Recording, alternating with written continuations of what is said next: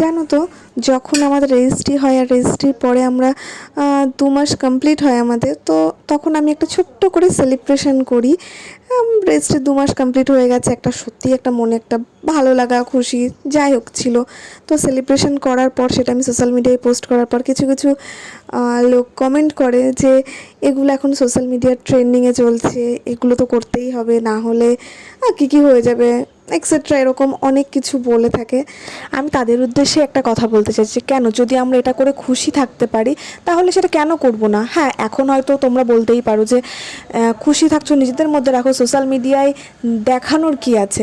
আমি ওই জিনিসটা করে খুশি ছিলাম, আর ওটা আমি হয়তো কোথার থেকেও একটা দেখে ইন্সপায়ার হয়ে আমি নিজে করেছি, আর সেটা আমি সোশ্যাল মিডিয়া থেকে দেখেই করেছি। আর আমারও মনে হয় যে এই যে ছোট ছোট খুশিগুলো, এগুলো আমরা সোশ্যাল মিডিয়ায় পোস্ট করার পরে হয়তো আমার ভিডিওটা দেখে বা আমার এই যে খুশিটা দেখে আর একজন কাপল এই জিনিসটা করবে, তারাও খুশি থাকবে।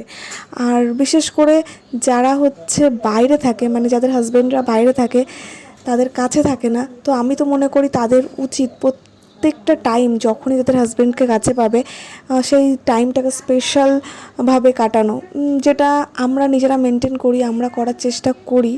আমি আর আমার হাজব্যান্ড, ও আমার খুব সঙ্গ দেয়। আমরা হয়তো সবসময় বড় রেস্টুরেন্টে গিয়ে খাই সেরকম কিছু না, আমরা হয়তো খুব ভালো জায়গায় ঘুরতে যাই সেরকম না, আমরা এই যে কোথাও গিয়ে হয়তো দুজন মিলে একটু চাই খেয়ে আসলাম, একটু গল্প করলাম, একটু রাস্তা দিয়ে ঘুরে নিলাম।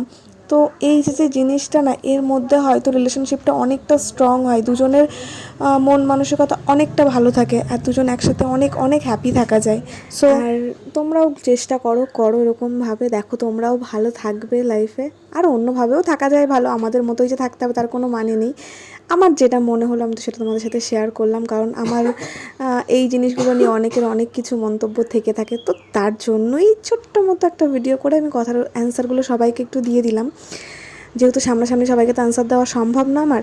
আর প্লিজ আমাদের দেখে কেউ জ্বলো না, আর আমাদের দিকে নজর দিও না, কারণ আমরা এরকম ভালো থাকলেও কী হবে, আমরা ঝগড়া করতেই থাকি, আমাদের মধ্যে ঝামেলা বাঁধে। সো প্লিজ কেউ নজর দিও না। দেখলে তো ঝগড়া বেঁধে গেছে।